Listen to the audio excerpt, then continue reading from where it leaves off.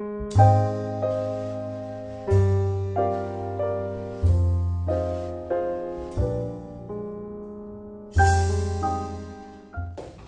need to get Justice Cobb some help on the Alabama Supreme Court. He doesn't need to be the only Democrat on the court. And we can do that this year with these 3 seats, but especially with my seat. And I need your help, folks. Let's help. Let's get the Democrats out. Get them to vote for the Alabama Supreme Court candidates. Voting for me, Rhonda Chambers, the appellate judge, the appellate lawyer who wants to be your appellate judge. I born in Birmingham, grew up in Birmingham, went to Judson College in Marion, Alabama, went to law school there in Birmingham at Cumberland. I started off right after law school working for Justice Oscar Adams on the Alabama Supreme Court, one of the last great Democrats that we've had. And it was actually Justice Adams who planted the seed in my heart that I too could one day be a justice on the court. He told me 2 things that I think were very important. He told me that if you wanted to do it, timing had to be right. And he also told me that you needed to work and get the experience and the respect of all your peers. And I think I've done that. For 20 years, that's all I've done is appellate work. I've represented both sides of the street.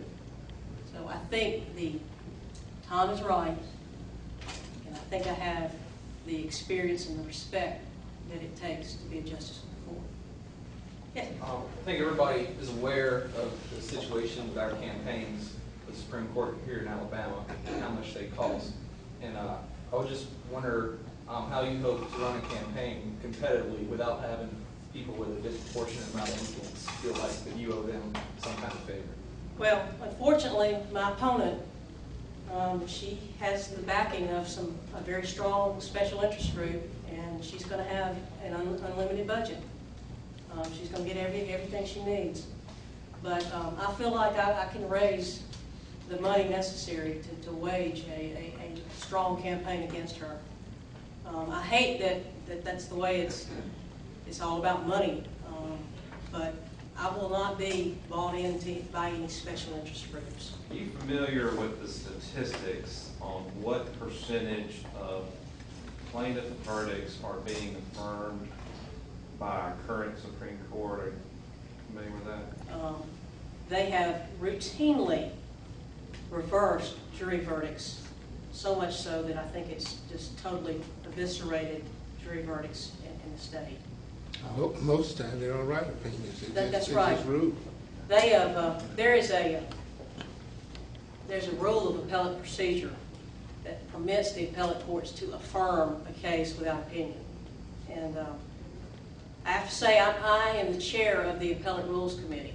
And that wasn't passed under my watch. It's been there for a while, but I can tell you that the committee never envisioned that the court would essentially abuse that rule in that way. They are affirming cases too often without an opinion. I won't do that.